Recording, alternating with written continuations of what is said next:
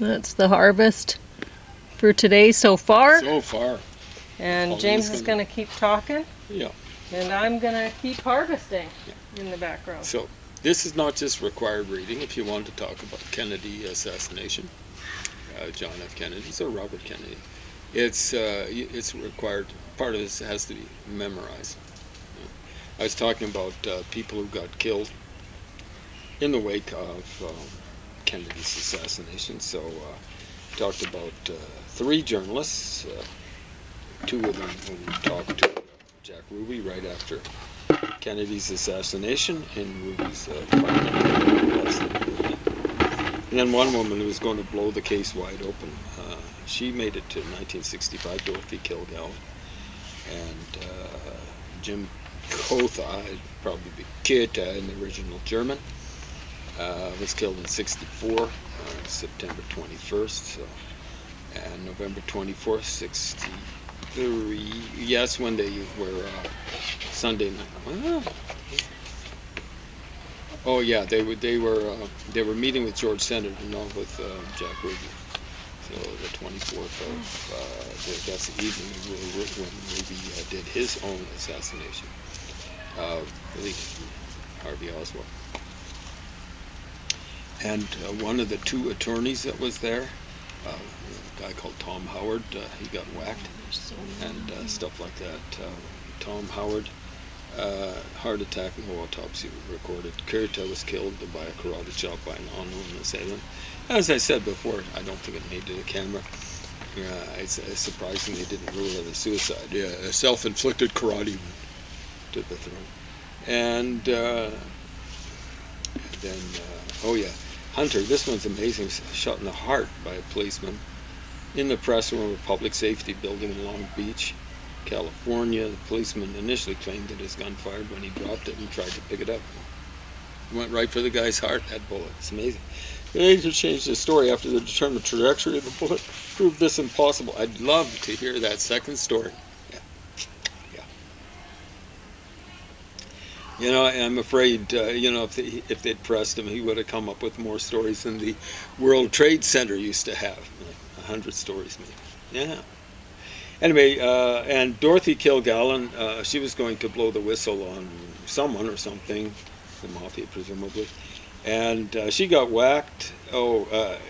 Ingestion of barbiturates and alcohol, but I guess they didn't really say it was anything more. Like, who takes barbiturates and alcohol if they're... I mean, it's tough being a journalist, but journalists would know that you don't mix barbiturates and alcohol. And 2 days later, her close friend, Mrs. Earl Smith, died. Autopsy conclusion, cause of death unknown. Yeah, you might not know it, but you sure can guess it, okay? Because the mafia was figuring that Dorothy Kilgallen had been blabbing stuff to her close friend, Mrs. Earl Smith. And then Hank, we talked about Rose Cherami. She ended up, somehow or another, she was bruised and battered, but she survived to blow the whistle on the mob for, this is 2 days before Kennedy was assassinated, and then eventually she was killed September the 4th, 1965. Someone drove over her head. She was on the highway, been dumped there. I don't know if she's dead already or whatever. They should try to figure it out. The driver. So that's one way to hide a gunshot wound or something like that. You think, or just they probably just beat her to death, right? Yeah. Yeah. Anyway, the driver said that he saw Cherami lying on the road and tried to avoid hitting her, but ran over the top of her skull. So no one would actually turn themselves in if they were mafia, right? Anyway, Hank, he's probably really feeling really bad about both. Hank Killam. Wow, that's an amazing name. It's not spelled E-M at the end, A-M at the end. Killam. Okay, connection between Ruby and Oswald is through John Carter, border at 1026 North Beckley Avenue. So you folks who follow this sort of stuff know that that's where Oswald lived. 1020 in Dallas. He hadn't been there long. Carter was friendly with Wanda Joyce Killam, who'd known Jack Ruby since shortly after he moved to Dallas in 1947. He'd been there for quite a while, 16 years. before he really made his way into the annals of infamy. I worked for him from July 63 to early November 63. Wow, okay. Hank Killam was Wanda's husband, who'd worked as a house painter with John Carter. So then, somewhere or another, March 1764, Hank Killam was found dead, his throat cut amid the shattered glass of a department store window in Pensacola, Florida. So that's kind of on the border between the territory of Santos Traficante in Tampa and not Sam Giancana, that's Chicago, but Carlos Marcello, or Marcello as they mispronounce it, I'm pretty sure. And the ruling, of course, you've heard of defenestration. That's killing someone by chucking them through a window, right? Defenestration. But what that was ruled was the police ruled the death a suicide, the local coroner an accident. But Hank's wife felt that suicide was unlikely, and his brother Earl remarked, "Did you ever hear of a man committing suicide by jumping through a plate glass window?" Should be enough said. Accident, suicide. Yeah. So, house painter, he'd kind of know to watch out for store windows. You know, your house painter, just watch out for windows. Anyway, yeah, accident. How do you walk through a store window? Like, you'd steer clear of a store window, wouldn't you, Pauline? Like, yeah, an accident? Yeah. No, he was killed. So Lee Bowers, we were talking about him, but I think it was cut out. So he was a railroad worker, and he was an observant guy. He was on the top of a 14-foot observation tower in the rail yards back of the triple overpass. He was overlooking the railroad parking lot just by the Texas Book Depository, and he heard gun shots. He'd seen people, a couple of guys, kind of pacing around behind some shrubs in the parking lot, and that's on top of the grassy knoll behind a wooden fence and stuff like that. I think it's wooden. And okay, and so he saw a gun, heard guns, and I think he's one of the several witnesses who saw smoke coming up. And of course the Warren Commission was saying, "Oh, it's smokeless guns. Guns are smokeless nowadays." And it's been pointed out by several researchers, even back then. I don't know if they've even got smokeless guns now, but back then, smokeless guns that was just advertising sort of thing. They blew smoke, right? But the Warren Commission was blowing smoke somewhere else. I'm not going to tell you where. You can figure it out. Anyway, you just make sure they're not blowing it in your direction, okay? Because the time for that's like 60 years past. 60 years past. So don't let them be blowing smokeless smoke in your direction. I'm not going to say which direction of you, but in your direction, okay? Then Warren Reynolds and Aquila Clemens, and for some reason or another, I think the basic reason is they changed their testimony. They were, with Warren Reynolds, it was attempted murder, and he changed his story.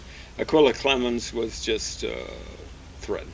Now, she actually saw a police officer called J.D. Tippett killed on the street somewhere halfway between where Lee Harvey Oswald lived, on the west side of Dallas, Oak Cliff it was called, and where Jack Ruby lived.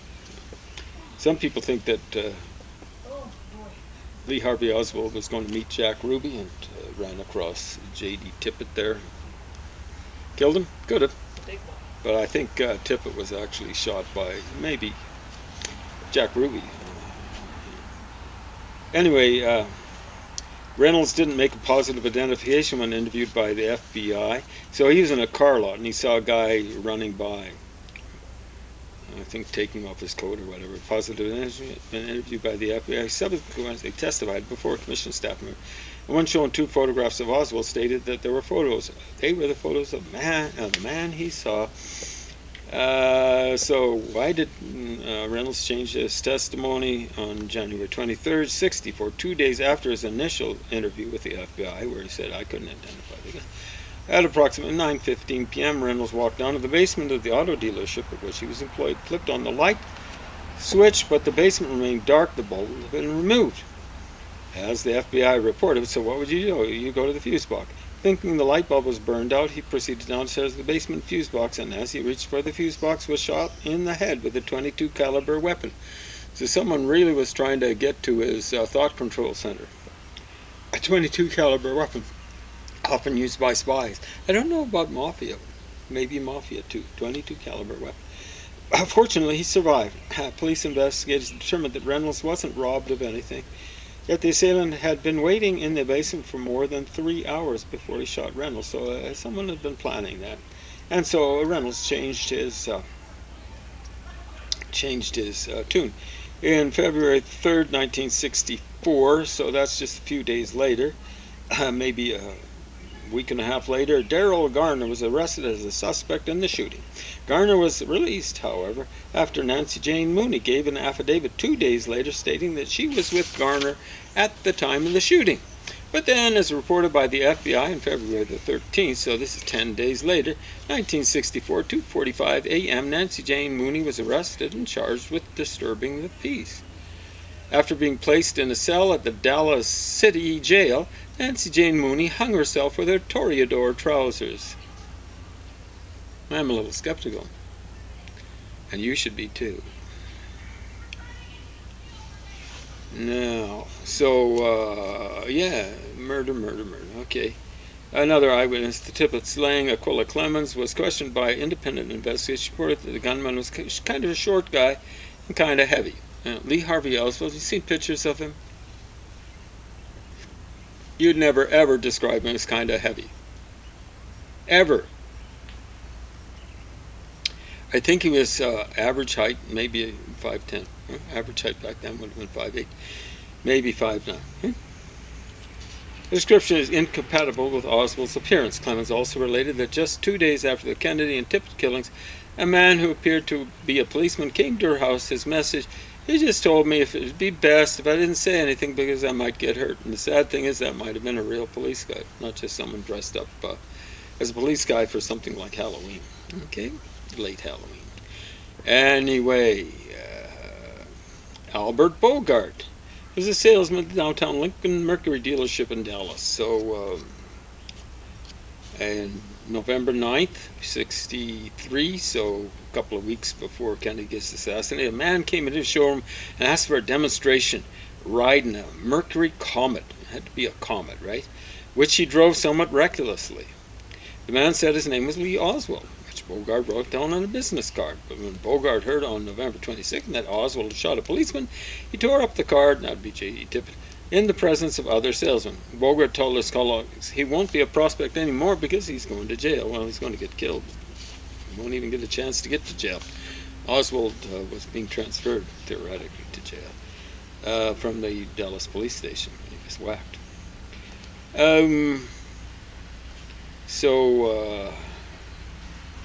So this guy was claiming to be Lee Oswald. He told him that he had a new job, no cash or credit, but expected some money in the next 2 or 3 weeks, and had sarcastically remarked that he might have to go back to Russia to get a car. So he's not just adopted Lee Harvey Oswald's name, but he's adopted part of his biography. Because Oswald spent some time in Russia when he was a young pup. Still a pretty young pup.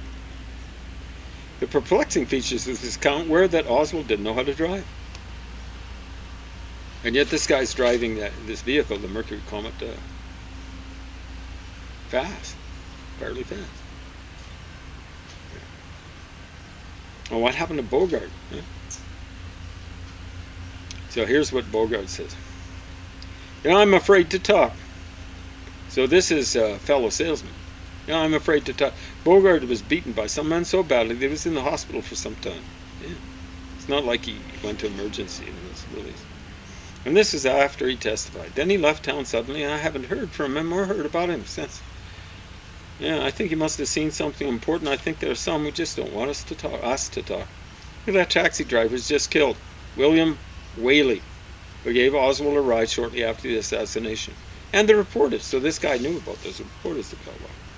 Brown might have been even more reluctant to speak had he known Bogart's ultimate fate. On February the 14th, 1966, Bogart was found dead in his car in Hallsville, Louisiana.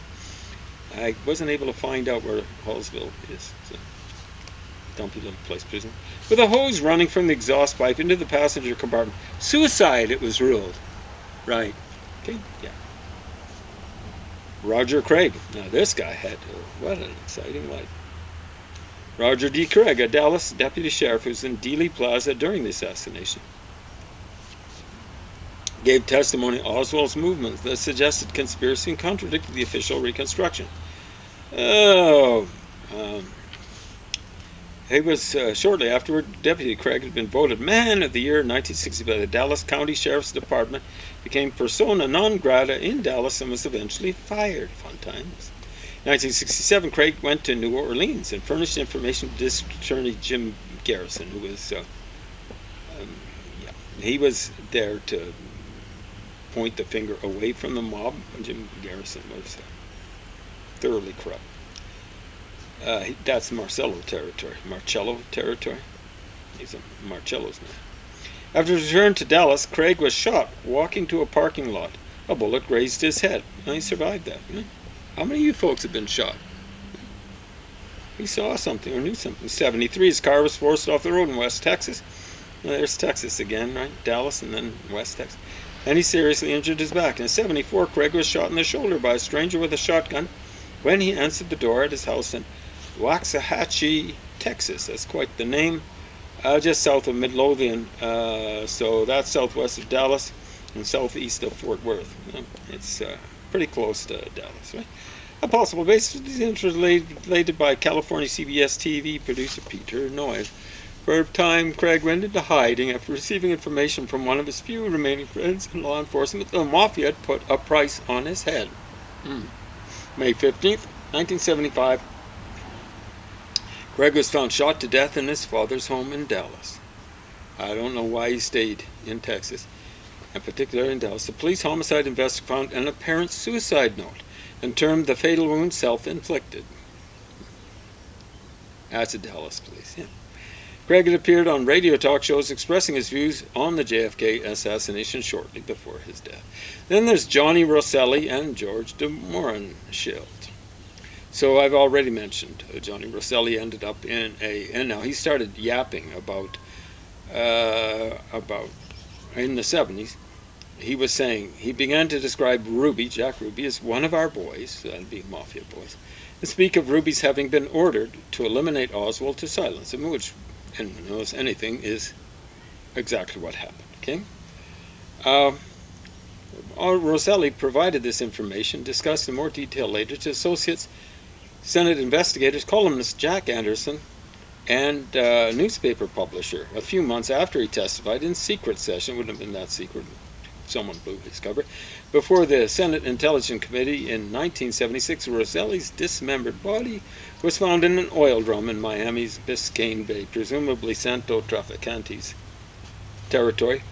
Strictly speaking, Traficante was working out of Tampa, doing his dirty business. George de Mohrenschildt, a really creepy fellow, a right-wing Russian, was a friend of Oswald, mentioned frequently in both government and private sources on the assassination. March 29, 1977, he was shot to death just after the House Assassinations Committee had tried to reach him for questioning, so he didn't get a chance to testify. Oh, another apparent suicide. Lots of suicide. It must have been really trying, to be a witness or hang around with Lee Harvey Oswald and stuff like that, because so many of these folks ended up committing suicide. Yeah, a real downer, like, wow. Someone should help these folks out, giving them some uppers to keep them from offing themselves. Yeah, right. So, this is, if you want to flap your gums about the assassination, particularly if you want to say, like the Warren Commission, spot on, Louis Alvarez, if you're still alive. This is required reading, and more than that, it's required memorization. You've got to know at least these names. I don't know how many people, there's over a dozen. Oh yeah, there's Karen Carlin. not in this chapter, but she was shot to death. Karen Carlin. She was a stripper for Jack Ruby. Still going. Wow, look at Lots that. and lots. This She's is gonna run out the of room record in of that thing. a daily harvest. So you still have 9 minutes. 9 minutes. Well, there's And plenty I still material have a lot in here, of let me tell you. picking to do. Yeah, plenty of material. The- tomatoes all over the place. The okay. Yeah, maybe it's spelled with a C. Yeah, Karen Carlin, shot to death. 137, 146. So he should have had this in chapter, but he didn't.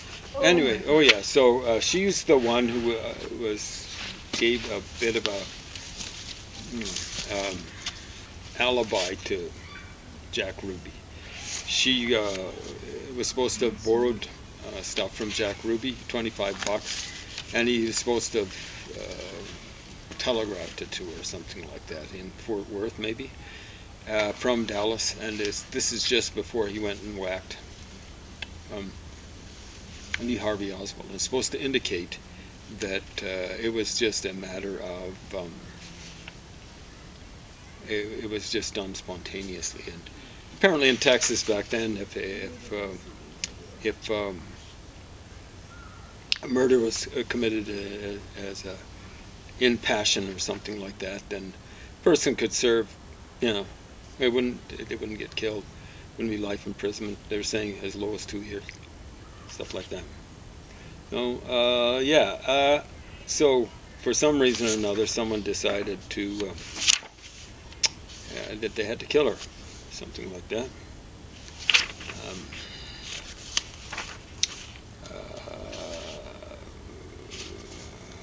Okay. Anyway, she ended up dead. Shot to death. Now, I want to stress about, people say, oh, it's got to have been the assassination of Lee Harvey Oswald by Ruby must have been a crime of passion.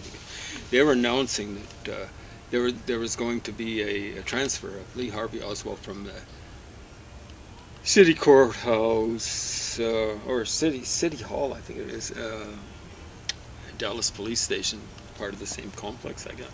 But from the Dallas police station to the jail, I think the county jail or something like that.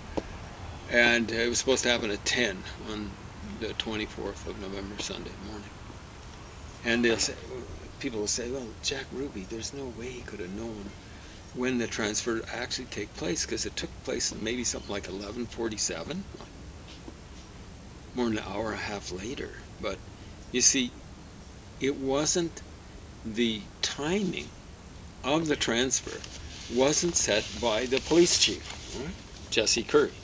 He's the one who gave the call for, I gather, for them to go from, I think it's the 3rd floor down to the basement on the elevator, kind of like a service elevator or something like that. And but you see, the one who made the call was actually Jack Ruby. Didn't matter when he delivered this money at Western Union or whatever. I presume it's by telegram or something like that. That was a block away from the cop shop. What happened was Jack Ruby goes on his own time, delivers the stuff, and then he goes sauntering. It's a block away from the cop shop. He goes sauntering by the cop shop, and cops, like bosses anywhere, they like to have corner offices, right?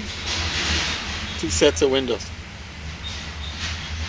Now, I'm not exactly sure, but I suspect Jesse Curry's office, he's the police chief, corner office, and Jack Ruby would be sauntering right underneath the windows, and they would have run through it any number of times.